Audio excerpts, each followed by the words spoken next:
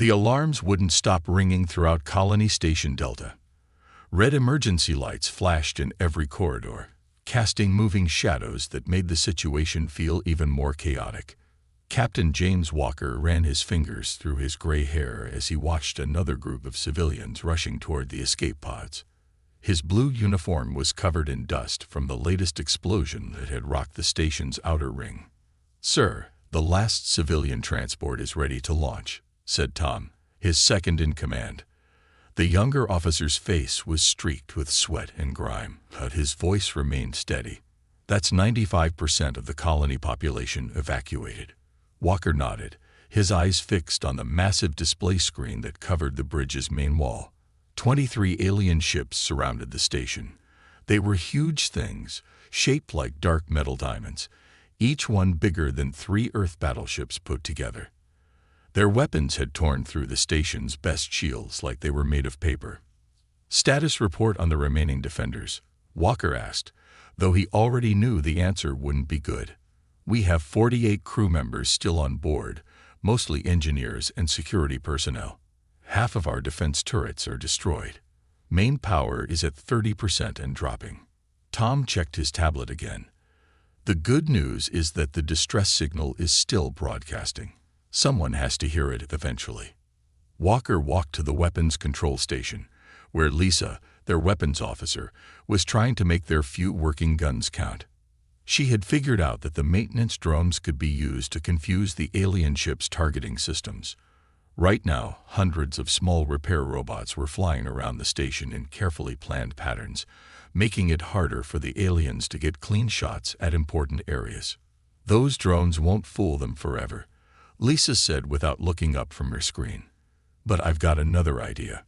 The cargo launching system in Bay 3 still works. We can load it with scrap metal and use it like a giant shotgun." Walker smiled despite the situation. This was why humanity had made it so far in space. They never stopped thinking of new ways to solve problems. "Do it. Use whatever you need. Tom, get some engineers to help her." The next hour was a blur of activity. The remaining crew turned everything they could find into a weapon. They filled cargo containers with metal scraps and shot them at the alien ships. They reprogrammed cleaning robots to spray coolant at enemy sensors. They even used the station's communication arrays to blast noise at frequencies that seemed to interfere with alien targeting systems. None of it would win the battle, but that wasn't the point. They just needed to buy time for the escape ships to get far enough away. A massive explosion shook the entire station. Walker grabbed onto a railing to keep his balance. "Report." They'd broken through Section 7. Someone shouted. "The whole cargo area is exposed to space." Walker looked at the tactical display. The alien ships had changed their pattern.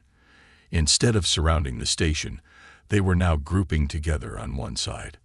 He had seen enough battles to know what that meant. "They're done playing around," he said quietly. "They're getting ready for a final attack." Tom appeared at his side. "Sir, maybe we should think about evacuating the remaining crew. We've done what we can." Walker shook his head. "If we all leave now, they'll ignore us and go straight after the civilian ships. We need to keep their attention here as long as possible." He turned to address everyone on the bridge. "Listen up. Anyone who wants to take the last escape pods, do it now. No one will think less of you." Nobody moved. Lisa actually snorted. "With respect, Captain, we've all seen what these aliens do to colonies they capture. I'd rather go down fighting." "Same here," Tom said. Several others nodded. Walker felt a surge of pride. These people could have left with the civilians, but they chose to stay. They knew the odds were impossible, but they stood their ground anyway. "All right then," he said, straightening his uniform. "Let's show these aliens how expensive it is to take a human station." The next wave of attacks was brutal. The alien ships fired strange energy weapons that seemed to ignore what was left of their shields. Whole sections of the station began breaking apart, but the crew fought back with everything they had. Lisa's cargo launcher idea worked better than anyone expected. The containers of scrap metal didn't do much damage to the alien ships, but they created clouds of debris that forced the enemies to adjust their positions. Every time they moved, the crew would target that area with everything they had: defense turrets, communication beams, even focused solar reflectors. Their ships might be stronger, Walker said as he watched another cargo container explode into a shower of metal fragments, but they fight like they've never faced someone who fought back. They keep making the same mistakes. He was right. The aliens had better technology, but their tactics were simple. They didn't adapt quickly to new threats. When the crew started using maintenance drones to block their sensors, the aliens just fired wildly at every drone they saw, wasting energy and time. "Look at that," Tom said, pointing at one of the alien ships. "They're so focused on shooting down our drones that they don't notice we're herding them into a crossfire." The station's remaining weapons might have been weak compared to alien technology, but when 3 defense turrets caught one of the smaller enemy ships in a crossfire, they finally did some real damage. The alien vessel's surface cracked, letting out a stream of strange green light. The small victory didn't last long. 2 larger alien ships moved forward, their weapons charging up with a visible purple glow. Walker knew this was it, the final attack. "They're targeting our main reactor," Lisa reported. Her voice was calm, even though everyone knew what that meant. Impact in 30 seconds. Walker looked around the bridge at his crew. They were scared, but none of them had run. None of them had given up. They had stayed to protect others, to buy time with their lives. If humanity was going to face these aliens across the galaxy, at least these invaders would remember this day. They would remember that humans didn't just roll over and die. "It's been an honor," Walker said to his crew. "Because of us, thousands of people got away. Whatever happens next, remember that." The purple glow from the alien weapons got brighter. Walker thought about all the distress calls they had sent out. He hoped someone would find their records, learn from this battle, and make sure these aliens paid for every human life they took. The bridge shook as the first purple beam hit the station. Warning sirens blared as more systems started to fail. But through all the noise and chaos, someone shouted something that made everyone freeze. "New contact." Something just appeared at the edge of our sensor range. Walker rushed to the sensor station. "Alien reinforcements." "No, sir," the sensor operator said, eyes wide with surprise. It's one of ours. A human ship. But the design. I've never seen anything like it." Walker looked at the grainy sensor image of the approaching ship. It was definitely human-made. He recognized the basic shape of Earth's warships. But something about it was different.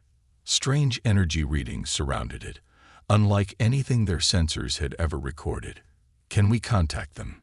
he asked. "No, sir. Our communications are dead. But they're moving fast. Very fast. They'll be here in..." The sensor operator never finished his sentence. The entire bridge crew watched in stunned silence as the strange human ship appeared seemingly out of nowhere, right in the middle of the alien fleet.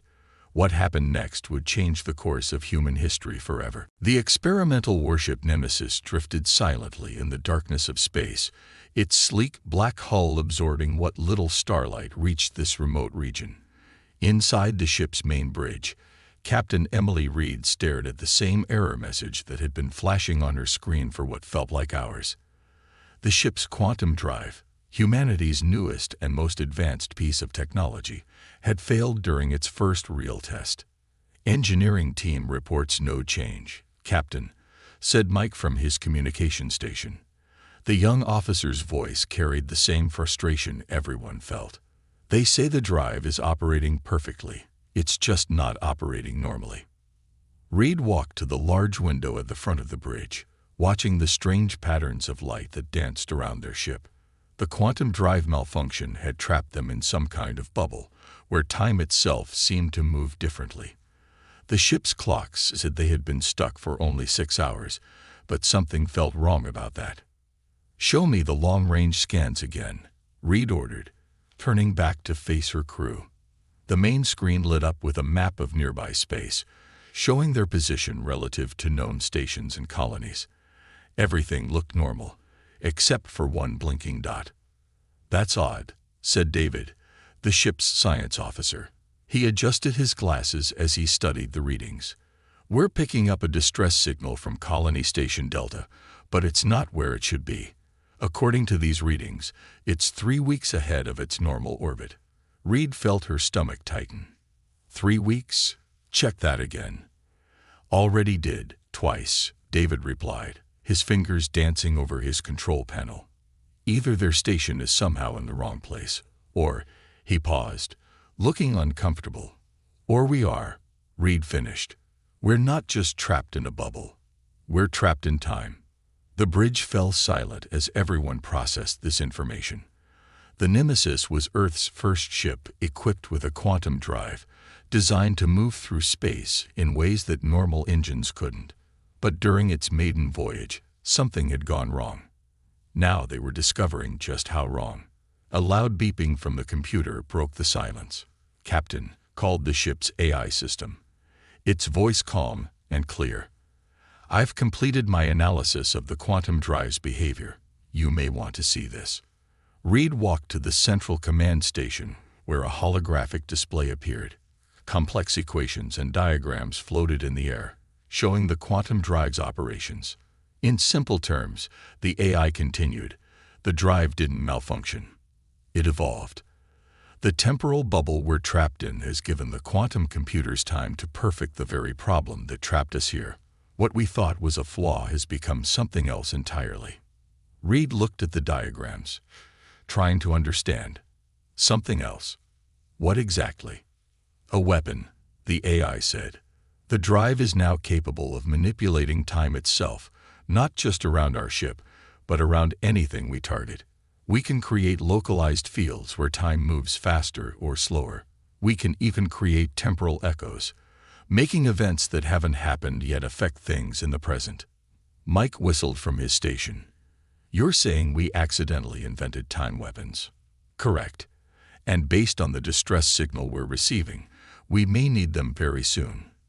Reed pressed a button, and the distress call from Delta Station played through the bridge speakers. As she listened to the desperate message describing an alien attack, her expression hardened. The timestamp on the message was 3 weeks old. "We're too late," she said quietly. "The station has been under attack for weeks while we've been stuck here." She turned to face her crew. "But we're not helpless anymore. David, what's the status of the quantum drive now?" David checked his readings. "The AI is right.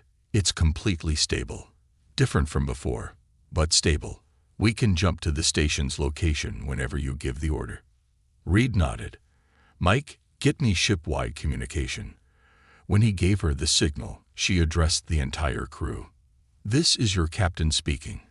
By now you've all realized something went wrong with our first jump, but sometimes the biggest breakthroughs come from mistakes. Our ship has gained an ability that no one, human or alien, has ever had before. And right now, there are people who need our help." She paused, looking at the distress signal's coordinates. "We may be 3 weeks late, but we're going to make those weeks count. Engineering teams, work with the AI to understand everything you can about our new capabilities. Combat teams, run simulations with the temporal weapons. We have exactly one chance to get this right." The next few hours were intense. The crew worked with their AI to understand their ship's new powers. They learned that they could make parts of their ship experience time differently, shooting weapons that seemed to fire in slow motion to them, but struck with impossible speed from an enemy's perspective. They could create fields where incoming fire would age thousands of years in seconds, turning solid metal into dust before it could hit them. Most importantly, they learned that their quantum computers could now run combat simulations across multiple timelines at once. They could learn from battles that hadn't happened yet, using that knowledge to fight in the present. "It's ready," the AI announced finally. "The drive can take us to Delta Station whenever you give the command. But you should know, the temporal calculations suggest we'll arrive just as the alien fleet is preparing their final assault." Reed straightened in her captain's chair. Perfect timing, then. She looked around at her crew, seeing determination in every face. They had spent what felt like hours trapped in this bubble, but those hours had given them something invaluable, a weapon that could change the course of history. All hands, battle stations, she ordered. Quantum drive, prepare for jump. Let's show these aliens why you don't attack human colonies. The Nemesis's engines hummed to life, but this time there was something different about the sound. It wasn't just the roar of powerful machines. There was an echo to it, as if the sound was coming from multiple points in time at once. As the ship prepared to jump, Reed thought about all the people on Delta Station who had been fighting and dying while her ship was trapped. They would have watched their distress calls go unanswered, never knowing that help was coming. They would have faced impossible odds, fighting with whatever they had, buying time with their lives. "We may be late," she said quietly, "but we're going to make it count." The quantum drive activated, and space itself seemed to bend around the Nemesis. In the last moment before they jumped, Reed saw the temporal bubble that had trapped them finally burst. But it didn't disappear. It collapsed into the ship itself, becoming part of its new nature. They were no longer just a warship. They were something new, something that could fight across time itself. And they were about to teach their unknown enemy a lesson about underestimating humanity. "Jump," Reed commanded, and the Nemesis leaped into history. The Nemesis appeared in a flash of blue light, right at the edge of Delta Station's sensor range. From the bridge, Captain Reed could see the alien fleet clustered around the damaged station. Their dark ships looked like hungry predators closing in for the kill. The station itself was barely recognizable. Whole sections were torn open to space, and debris floated everywhere. "They haven't noticed us yet," Mike reported from his station. "Their sensors just marked us as a small human ship. They probably think we're another rescue attempt." Reed nodded. The aliens' overconfidence would be their downfall. Status of the quantum drive. "Ready," the AI responded. "Temporal combat systems are online. The computers have already started running battle simulations across multiple timelines." Through the main window, Reed watched as the alien ships charged their weapons for what they thought would be their final attack on the station. Purple energy gathered at the front of their vessels, building up to deadly levels. They were so focused on their target that they completely ignored the single human ship approaching from behind. "All hands," Reed said over the ship-wide communication system. "This is what we trained for. Time itself is our weapon now. Let's show them what humanity can do." The Nemesis quantum drive hummed to life, but this time it wasn't preparing for a jump. Instead, it created a web of temporal fields around the alien fleet. To anyone watching from outside, nothing seemed to happen at first. But inside those fields, impossible things were about to occur. "Target the first 3 ships on the left," Reed ordered. "Let's see how they handle fighting across multiple timelines at once." The Nemesis fired its main guns. The energy beams looked normal at first, but as they entered the temporal fields, they split into dozens of copies. Each copy was the same shot from a different possible timeline, all happening at once. The alien ship shields suddenly had to deal with attacks from multiple realities simultaneously. The results were devastating. The first alien ship shields flickered and died as they tried to block weapons fire that was technically coming from several different moments in time. The second ship attempted to dodge, but the temporal field around it meant that its evasive action happened both too slowly and too quickly at the same time. It ended up flying directly into one of its own energy weapons from 2 seconds in the future. "Their weapons are having trouble targeting us," David reported excitedly. "Every time they try to lock on, we're already where we're going to be, not where we are." Reed watched as the alien fleet broke formation, finally realizing the threat behind them was real. But their confusion only made things worse for them. In the temporal fields, their panic from the future was affecting their actions in the present. Ships turned too early to avoid collisions that hadn't happened yet, while others fired at spaces where the Nemesis would have been if it had followed normal physics. They're trying to coordinate their attacks. Mike called out, but their communications are being scrambled by the temporal interference. Each ship is receiving messages from different points in time. The Nemesis moved through the chaos like a dancer, its quantum computers predicting exactly where it needed to be. When alien weapons fire did manage to reach them, the temporal fields aged the energy beams thousands of years in seconds, turning them into harmless light before they could strike the hull. Inside the alien ships, things were even more confusing. Their crews were experiencing time at different rates. On one ship, the captain gave an order that his crew heard 5 seconds before he said it. On another, gunners found themselves firing at after images of the Nemesis, while their targeting computers showed them where the ship would be 10 seconds from now. "Look at their formation," Reed said, pointing at the main screen. "They're not just confused, they're starting to fight themselves." She was right. The alien fleet had broken into chaos. Some ships were firing at empty space, hitting targets that only existed in potential futures. Others were responding to threats from timelines that the Nemesis computers had already eliminated. 2 large alien vessels collided with each other, while both tried to dodge attacks that hadn't been fired yet.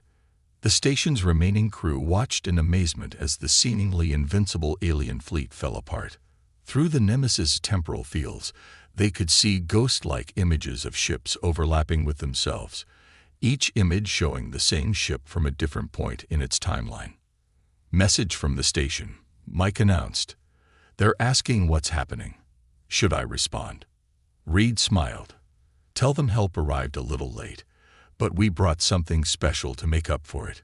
The Nemesis continued its dance through the alien fleet, each movement calculated across dozens of possible timelines.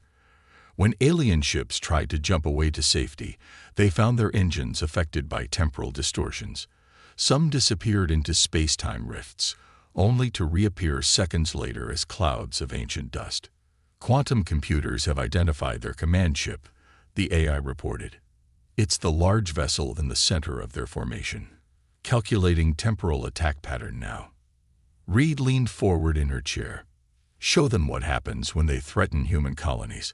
Full temporal assault on their command ship." The Nemesis weapons fired again, but this time the temporal effects were concentrated on a single target.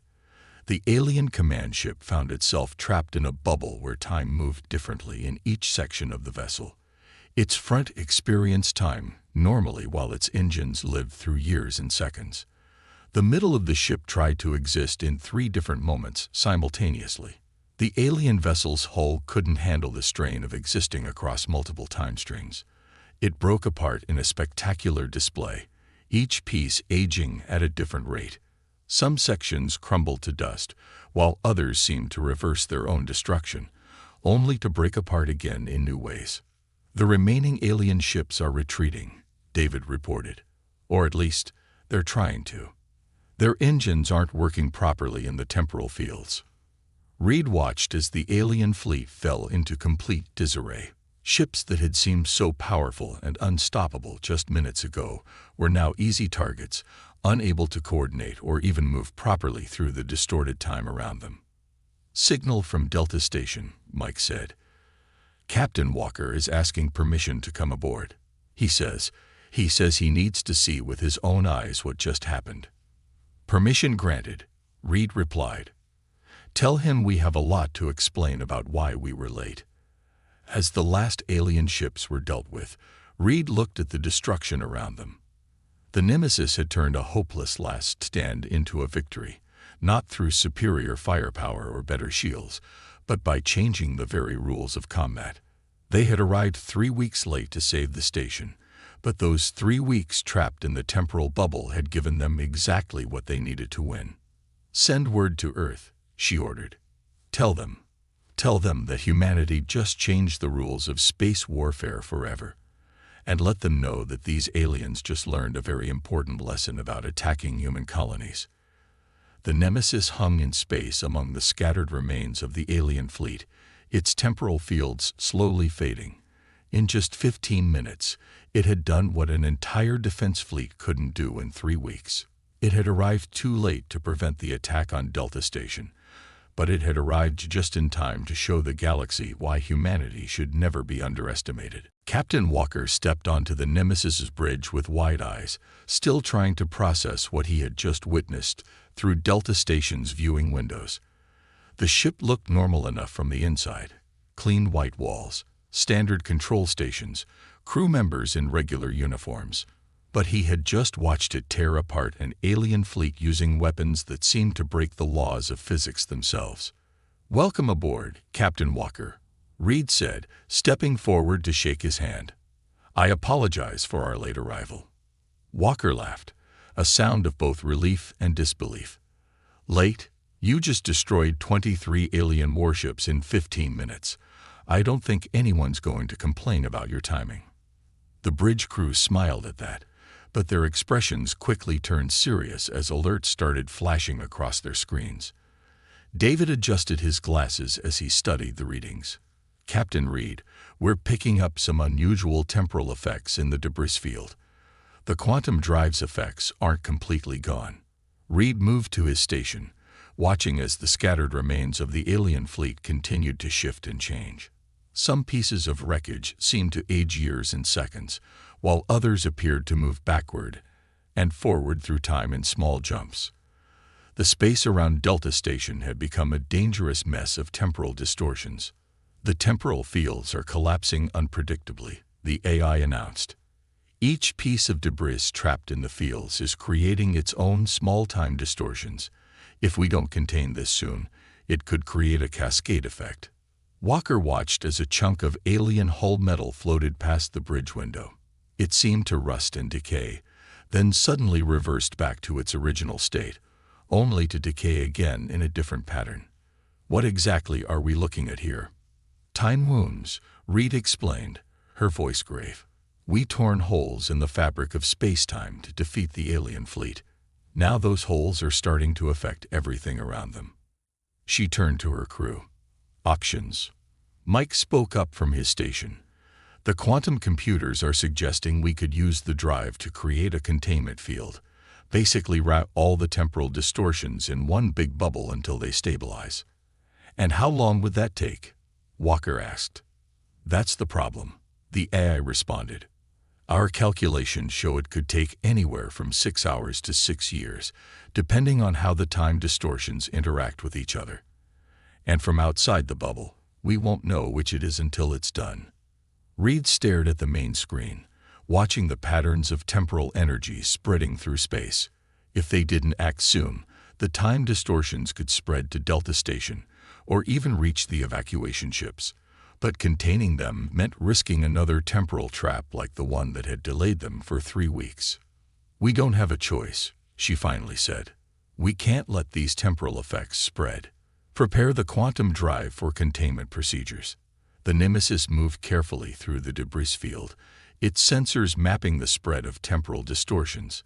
Each piece of wreckage had become a tiny time storm, aging and de-aging in random patterns. Some fragments would disappear completely, only to reappear seconds later, as if they had never been destroyed.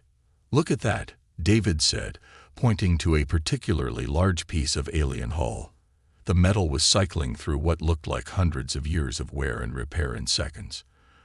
"Their technology is interacting with the temporal fields in ways we didn't expect. It's like their materials are trying to adapt to the time changes." Walker stepped closer to the screen. "Could they have had their own temporal technology? Something that's only showing up now because of what your weapons did to their ships?" Before anyone could answer, a massive energy spike lit up all their sensors. One of the larger alien ship fragments had suddenly stopped its temporal cycling. Instead of continuing to shift through time, it had frozen in what looked like a perfect moment of its existence, neither destroyed nor whole, but somewhere in between. "That's not possible," Mike said, checking and rechecking his readings. "That piece just stepped outside of time completely. It's not aging forward or backward anymore. It's just existing in all possible states at once." The frozen fragment began to pulse with a strange purple energy, similar to but different from the weapons the alien ships had used. Other pieces of debris started reacting to it, their own temporal fluctuations slowing down and synchronizing with the pulse. The alien technology is adapting, the AI announced, its voice showing unusual concern. It's learning from exposure to our temporal weapons. If this continues, the debris could form a new kind of temporal anomaly, one we don't understand and can't control. Reed didn't hesitate. Begin containment procedures now. We can't let their technology have time to adapt further. The Nemesis quantum drive hummed to life once again, but this time, it wasn't creating weapons. Instead, it began weaving a massive temporal field around the entire debris field. The ship moved in a careful pattern, laying down layer after layer of temporal energy like a net. Containment field at 20%, David reported. The synchronized debris is trying to resist, but our field is holding. Walker watched in fascination as the quantum field became visible to the naked eye, a shimmering barrier of blue energy that bent light in strange ways. Inside the growing bubble, the alien debris continued its impossible dance through time, but now those effects were being contained and controlled. 40%, Mike called out, but power consumption is increasing. The drive is having to work harder to maintain the field. Reed gripped the arms of her captain's chair. Divert power from all non-essential systems. We finish this now, before that alien technology figures out something else new. The Nemesis's lights dimmed as power was redirected to the quantum drive. The containment field grew stronger, its blue energy becoming more solid and defined. But the alien debris wasn't giving up without a fight. The synchronized pieces began to pulse faster, their purple energy fighting against the containment field's blue glow. 60%, David announced. But the temporal readings from inside the field are off the charts. Time itself is being twisted into knots in there. Walker stepped up beside Reed's chair. Your ship did this in the first place. Can't you just turn it off? Stop the temporal effects completely. Reed shook her head. It's not that simple anymore. When our weapons hit their technology, something changed. They learned from us, adapted to temporal manipulation. Now we have to make sure that knowledge stays contained. The battle between blue and purple energies continued as the containment field reached 80% completion. The alien debris made one final attempt to break free, all the synchronized pieces pulsing together in a blinding flash of purple light. For a moment, it seemed like the containment field might break. Full power to the quantum drive. Reed ordered. Close this field now. The Nemesis's engines screamed as they pushed their power output beyond safe limits. The containment field flared bright blue, finally overwhelming the purple energy of the alien technology. With a silent flash, the field closed completely, trapping the debris in a perfect temporal bubble. Containment field stable, the AI reported. All temporal anomalies are secured. The bridge crew let out a collective breath they hadn't realized they were holding. Through the windows, they could see the containment field floating in space like a giant soap bubble. Inside, the alien debris was still shifting through time, but now those effects were safely contained. How long will it hold? Walker asked quietly. Reed looked at the readings from the quantum computers. The field is self-sustaining now. It should hold until the temporal effects naturally stabilize, however long that takes. She turned to face him. But we learned something important here. These aliens aren't as simple as we thought. Their technology can adapt, can learn from exposure to new weapons. We won one battle today, but I have a feeling the war just got more complicated. Walker nodded, his expression grim. They had saved Delta Station and won an impossible victory, but they had also discovered that their enemy was more dangerous than anyone had imagined. As he looked at the containment field holding the remains of the alien fleet, he couldn't help but wonder what other surprises these invaders might have waiting for them. 1 week after the battle at Delta Station, ships from across human space gathered to witness something unprecedented. The Nemesis led a fleet of research vessels in studying the temporal containment field, which still held the twisted remains of the alien fleet. Scientists worked day and night to understand both the quantum drive's effects and the strange ways the alien technology had adapted to them. Captain Reed watched from the Nemesis's bridge as another research ship arrived, its hull marked with Earth's top scientific organization's logos. The ship's quantum drive hummed quietly, no longer just an experimental system, but now humanity's newest and most powerful weapon. 6 more colonies have reported alien ships retreating from their space, Mike announced from his station. Word of what happened here is spreading fast. Even the ones that got away are running scared. Reed nodded, but her expression remained serious. The main screen showed a map of known space, with red markers indicating suspected alien activity. The markers were all moving away from human settlements, but they were moving together, gathering somewhere in the unknown regions of space. They're not just running, she said quietly. They're regrouping, learning. The pieces of their ships in our containment field prove they can adapt to temporal attacks. We have to assume they're already working on countermeasures. Captain Walker entered the bridge, looking much better than he had a week ago. The station's repairs were proceeding quickly, and most of the evacuated civilians had returned home. Earth Command sent new intel, he said, holding up a datapad. We managed to decode more of that alien storage device we found. You need to see this. The bridge crew gathered around as Walker displayed the decoded alien data. Strange symbols and diagrams filled the screen, slowly translating into human language. The AI's voice spoke up as it analyzed the information. This is more than just attack plans, it said. These aliens were testing us. Each attack on our colonies was designed to learn more about human technology and responses. Delta Station wasn't just a target, it was an experiment. David adjusted his glasses as he studied the data. Look at these readings from their ships.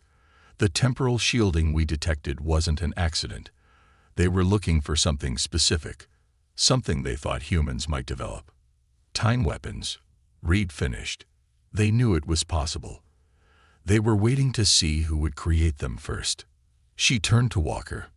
Your station's resistance gave us the time we needed, but it also showed them exactly what they were looking for. A new alert flashed across their screens. One of the research ships studying the containment field had detected something strange. Inside the bubble of twisted time, the alien debris had stopped its random shifting. Instead, all the pieces were pulsing in perfect synchronization. Energy readings are off the charts, Mike reported.